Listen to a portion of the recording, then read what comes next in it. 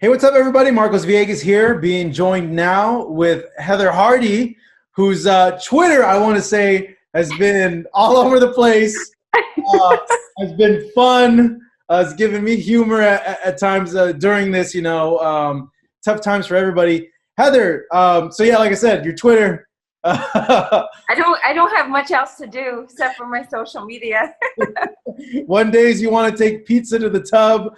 Other days you're saying you're hungover. Other Other days. days I'm running, shadow boxing. How has this time been for you? Well, I think that my Twitter really says it all, like I'm always like very open about myself. I never try to pretend I'm happy when I'm sad or that I'm stressed when I'm not. And I think just this is a crazy time for everyone, particularly the people in the city. It's like it's reminiscent of 9/11, when there was a scared, you had this impending, this feeling that what else is going to happen, what's going to be next, and any New Yorker like my age who remembers that time, I mean, it's just very stressful. It's like you go on this roller coaster of I'm fine, things are fine, everything's fine, and then you're like, oh my god, I'm fucking unemployed, I'm trying to homeschool my 15-year-old, and then it just gets really overwhelming. And then you drink whiskey and you tweet dumb things. We've all been there. I think all of us have been doing a little bit more drinking than we anticipated. Yeah. The day-to-day of life over there, describe it to me, because I'm in California, and I know we were talking about it a little bit before we went on air here. But how is the day-to-day over there in terms of what everything's going on? Well, everything's closed, like you got little local businesses, local shops that are open. So I try to stay loyal to them. People that I've known for 10 years, that are hurting just like I am, that all they could do is go try to sell their coffee and their bagels. So, you put the mask on. I mean, some days I go outside and I look around and you see like myself, maybe 3, 4 other people on the street, all wearing like surgical masks, gloves. I was just like, wow, I can't believe this is my life. I can't believe, never would have imagined that this is what life would be. But I live in a very touristy part of Brooklyn, right by Gleesons. So to walk down the street and not see bands of tourists outside of some of the most famous landmarks in Brooklyn is just something I never thought I'd ever see. I would imagine going to the store must be a very stressful experience, especially it's stressful for me, and I don't live in that big of a city. I would imagine for you guys that live in Brooklyn and Manhattan area, that it must be really, really stressful. Yeah, like I said, I'm trying to support my local shops and businesses here, like the little delis and stuff and food shop there. It's a little bit more expensive, but you not only are you helping them stay in business, but places like Whole Foods and Trader Joe's and stuff, you have to wait outside. Like Oh. they have lines like out on the street where they have tape on the floor where you have to stand 6 feet apart from people, and you can only go in a certain amount of people at a time, certain amount of people in an aisle at a time. I mean, it's like militant. Like I won't take a chance in a big spot like that. Mhm. With this happening, how are you personally? You as Heather. It's challenging. It's like, because Heather is so many people. Heather is a fighter who's right now probably not going to fight at minimum November, December, and that's a long shot, right? Any fighters who are in contract right now, right, would have been March, April, May, and June. You have 4 months of backlog fights. So even if July comes and they go, okay, guys, we can box again, you have the March, April, May, June fighters. So it's going to put me until, so Heather the fighter is like, what the hell am I going to do? I'm also a personal trainer. Gleason's has been closed for a month. I have no steady income coming in. So now that Heather is like hustling, trying to do internet classes and teach little lessons in my building and stuff. You have Heather the mom. I'm terrified. I feel so bad for my daughter. Imagine being a 15-year-old kid stuck in a tiny little apartment with your mom. It's like outside of TV, we try to throw tarp sheets down so she could paint a little bit, or we have makeup parties, but there's only so much I can do. And she's getting aggravated, and I'm trying not to react because I don't want to fight with her because I feel so bad. So that Heather sucks. My personal life, ugh, we won't even talk about that. 2020 does not care about anyone's social life. No, it's true. You know, I live by myself, but I've been getting a little stir crazy over here, not being able to see anybody and have any sort of face-to-face interaction with anybody. It's the worst. It's the worst. Like, and then, you know, like I always joke with some of my friends, like, you know, like kids will come in and roll their eyes at us and like, shut up, you know, and then they go in their room and it's like, because it's the only human interaction you have. But we always laugh and say, like, I wonder what's worse, though, being stuck with your husband, because they're all first wives. So you think, like, the first wives who were divorced years ago, like, imagine if you're still married in this, like. Well, they're saying that like divorce rates have like skyrocketed in China. Not surprised. Yeah, right. So we might see a lot of those happening over here when this thing finally blows over. A lot of eligible people out on the market. Yeah, especially after this. What's the first thing you're gonna do when this all blows over? Go to the gym. Yeah. And I want a close second is go to the bar. Yeah, that's I have a mimosa. I miss brunch so much, but I want to go to the gym. I miss the boys so much. I miss every morning for 10 years. I go into the gym for 6 a.m. And Bruce, the guy who owns Gleesons, is on his exercise bike, taking attendance every day for 10 years. I walk by and I pretend to take his sheets, and I bring in coffee, and I hug the guys, Blimp, Cat, Vaughn, everybody. Not seeing them every day. Like the guys, these are like 55, 60, 65-year-old guys, you know, who are like my life. And they will FaceTime me like, I didn't think I was going to miss you. It's heartbreaking.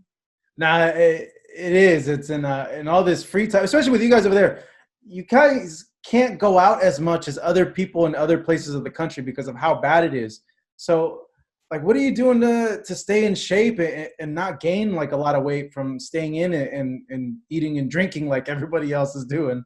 Well, the good thing is that the streets are empty, so I've been running on the streets here. I'm staying away from the parks. I went to Fort Greene Park last weekend with someone like a social distance run, but it was just too crowded and uncomfortable. So I've been just sticking to the streets. The piers are really big because they're wide open. And honestly, most of the people here in New York, it's not like those spring break kids in Miami. Everyone here is afraid. Like if you're walking down the street and someone's coming at you, it's like a natural separation. If you're walking up, someone going to the street, like people are just getting out of everybody's way, you know? Wow. So it's not like that over here. So That's why I'm curious to see where people live. If my friend is in Florida and said it's not like that in Florida, my other friends are in South Carolina, it's not like that over here. Like, it is a real thing. Like I said, people will wait up online out the store so that they don't have to be crowded waiting online in a small store. Your main source of income, from what I read from a few articles and what you mentioned, is training clients. It keeps you afloat. Are you still able to do that?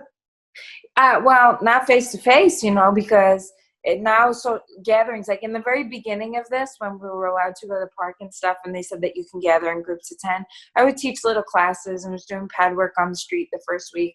But then, like, as the weeks went on, and I realized, wow, one of the girls I teach works at a pizza shop, and another girl I teach is doing deliveries, like. And then I just thought, like, how dangerous that is to my girls who I know are being isolated. So I let go of all my clients that I was teaching outside. Sorry. I think that was my battery. I let go of all the people I was teaching outside, and now I only have 2 people I teach that are in my building, because we all kind of have this mutual agreement, like, I'm not seeing anyone else, you know, so we see each other. We've been seeing each other. So it's like there's really no like cross-contamination, so to speak. But outside of that, like some of my girls, like one thing I noticed about this pandemic is that a saying my mama used to say, shit runs downhill, right? So like people who are better off than me are like, I've had a few clients like forward me $500 in lessons for when we go back, you know. I have people paying me for FaceTime sessions. We'll FaceTime and I'll do lessons with them while they're in their living room, you know. And you know, it's like, because they just want to help. So I think the moral of the story is we got to help each other because we're all we got. No, that's very true, and especially during a time like this, we can't turn into savages and just be selfish because there's a lot of people that aren't as able-bodied as us.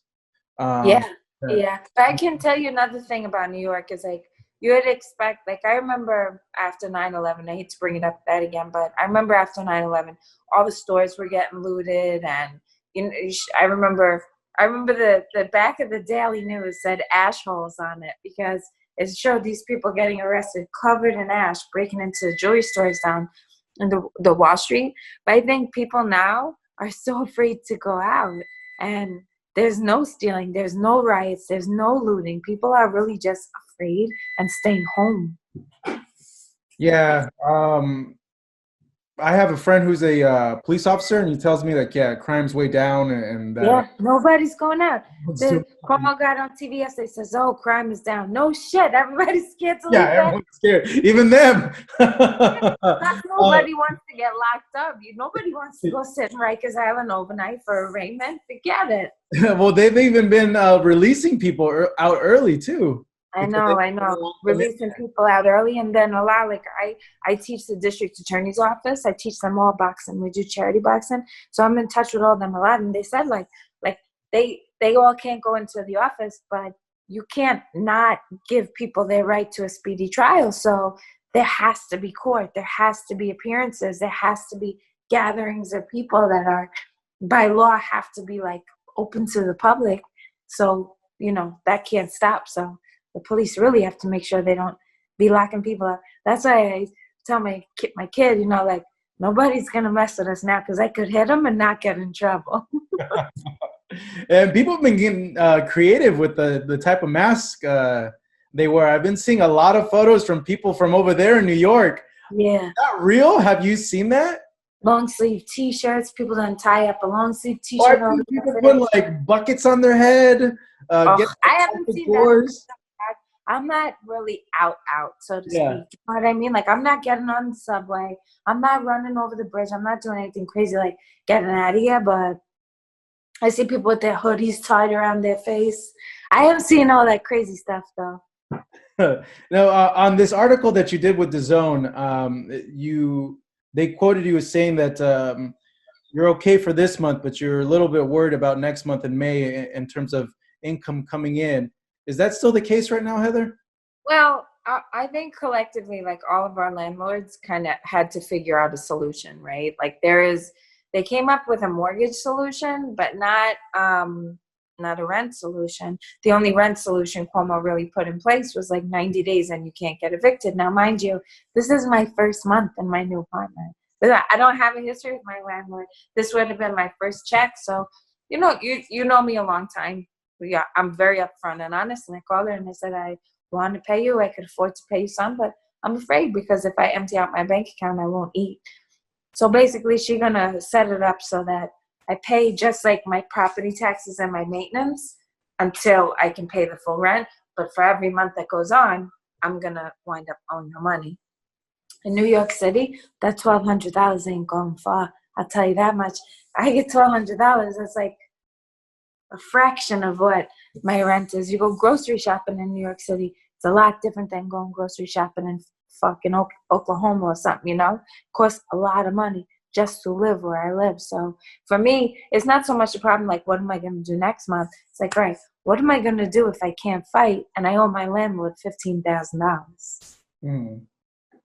I'm going to have to get really creative. That's tough because Yeah. we don't know when this thing's gonna end. That's the thing. Exactly. And then when it does end, right? So say they put us back and they go, okay, July 1st, you guys go back to work. It's going to take a minute to be able to start making money again, right? Because you're going to have people, they're not going to say, okay, you guys could go out. I'm staying home for another week. Let everybody else go out and see what happens when y'all get out there. I'm not going to trust that. A lot of people aren't. So to have people who might go to the gym, it's going to take some time, some trust,